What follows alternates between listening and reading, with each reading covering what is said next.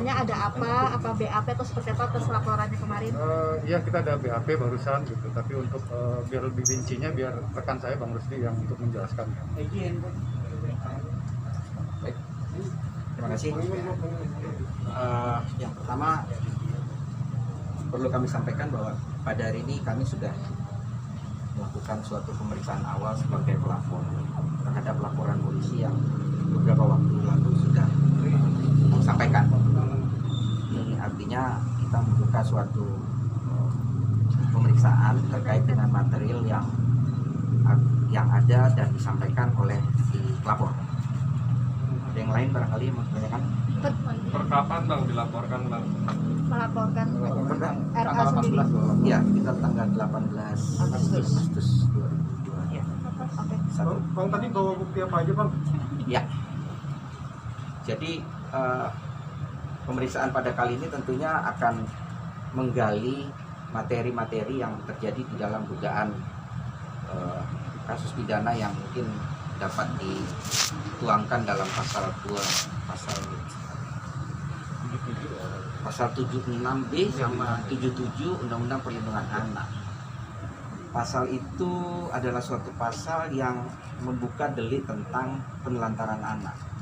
Artinya pemeriksaan kali ini sebenarnya ada fakta baru yang terungkap di sini ya, yang mungkin sebelumnya belum dapat diungkapkan. Jadi persoalan ini adalah suatu persoalan yang murni tentang anak, yang mana anak yang dilahirkan ini mendapat penelantaran dari ayahnya, apakah itu ayah biologis atau ayah kandungnya, seperti itu ya. Nah, di mana titik tujuh daripada masalah ini? Nah, penelantaran itulah yang dijadikan suatu unsur yang mana didapat suatu fakta atau temuan baru bahwa sebelum terjadinya penelantaran anak ini, bahwa ada upaya-upaya dari klien saya yang memberikan kesempatan kepada terlapor untuk supaya dia menjalankan tugas hak dan kewajibannya. Nah, ternyata di dalam pemeriksaan itu terbuka suatu fakta baru bahwa ketika si klien kami ini hendak mengkomunikasikan tentang anak ini kepada terlapor, ternyata upaya yang dilakukan klien saya ini juga dihambat oleh keluarga besarnya. Artinya di sini kami dapat mengembangkan peristiwa ini bahwa apa yang dilakukan oleh si Resi ini juga sebenarnya dibantu oleh keluarga besarnya. Artinya tidak menutup kemungkinan perkembangan di dalam pelaporan kami ini akan dibuka dengan pasal baru, yaitu tentang 55 penyertaan. Apakah di penyertaan itu ada persekongkolan ataukah ada pembantuan yang melawan secara hukum, itu tentunya akan menjadi bahan penelitian lagi untuk pihak penyidik, di mana kemungkinan kasus yang dilaporkan ini bisa berkembang menjadi 2 atau 3 tersangka ke depannya. Seperti itu. Apa ini keluarga sendiri siapa sih yang mau menanginya? Keluarga mana? Katanya ada bantuan dari keluarga, persekongkolan dari keluarga. Ya, artinya ketika komunikasi ini hendak dibangun secara positif, tapi malah yang diterima itu diblokir, ditutup. Komunikasi diputus sehingga hubungan antara kepentingan anak dengan orang tuanya ini juga menjadi terhambat. Artinya ada 2 peristiwa yang bisa ditekankan di dalam kejadian ini. Yang pertama, di mana ada seseorang yang pada saat ini sangat mati-matian untuk mencari suatu kebenaran dan keadilan. Tapi di sisi lain ada juga satu orang yang sibuk lari dari muka hukum untuk lari dari pertanggungjawaban. Poin yang ingin saya sampaikan seperti ini, bahwa saudara terlapor ini kan sebenarnya juga sudah persoalkan di secara keperdataan ya, yang mana ujung-ujungnya juga ada tes DNA di sana. Nah, saya memberikan pilihan sebenarnya kepada terlapor atas sikapnya selama ini. Atau dia mau menyudutkan dirinya pada upaya paksa. Karena di pihak kepolisian ini, upaya paksa itu sangat dimungkinkan. Artinya dengan penjemputan, antar betul ke rumah sakit. Itu juga menjadi hal yang menurutku perlu dia pertimbangkan secara matang. Sebab ada dua pilihan ini ya. Terhadap dua pilihan itu menurut saya juga bahwa terlapor ini masih berupaya untuk bersembunyi di dalam satu daun ilalang. Artinya dia sudah tidak punya pilihan. Kalau kami bisa menasihati mereka secara baik, artinya hadapi saja, selesaikan secara singkat efektif. Pasal 42 ayat 1 itu justru memberikan jalan tol bagi kepentingan anak. Putusan MK tidak melihat siapa ibunya, bagaimana perkawinan ibunya, tidak.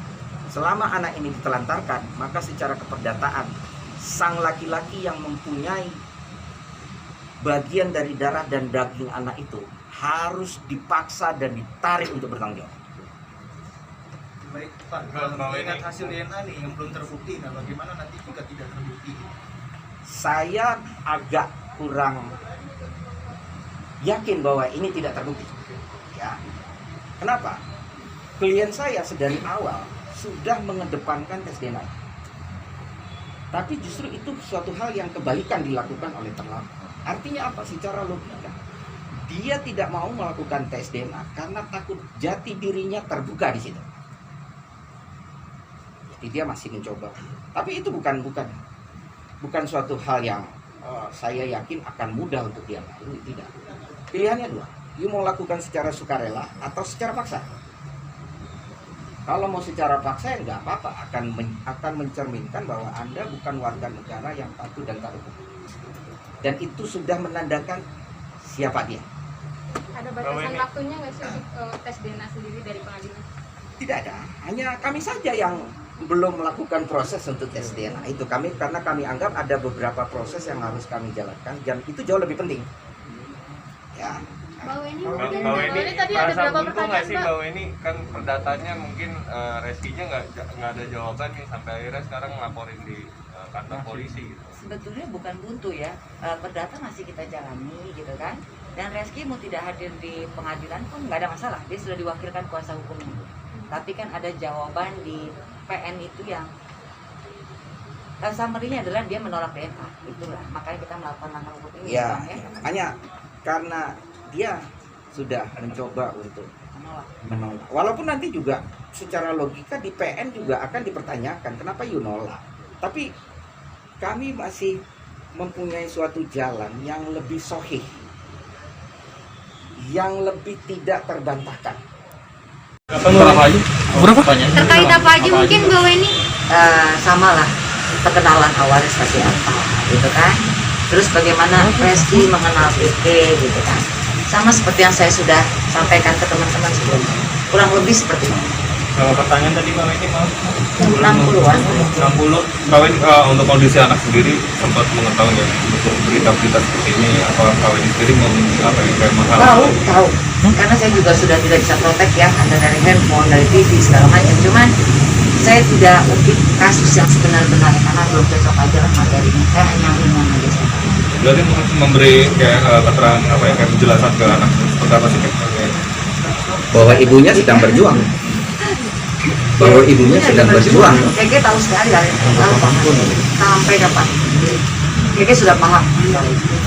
kalau ini sampai hari ini mungkin Reski juga belum mengeluarkan satu kata pun mungkin Dijawab ya. Berdebutan di belakang jawab. Bang, jawab Bang. Jawab Bang. Saya sudah sering diwawancara Bang. Ayo Bang.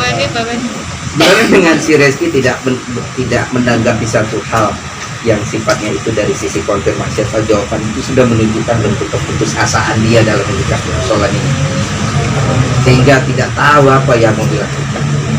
Mungkin menurut dia hal yang paling baik pada saat ini adalah diam.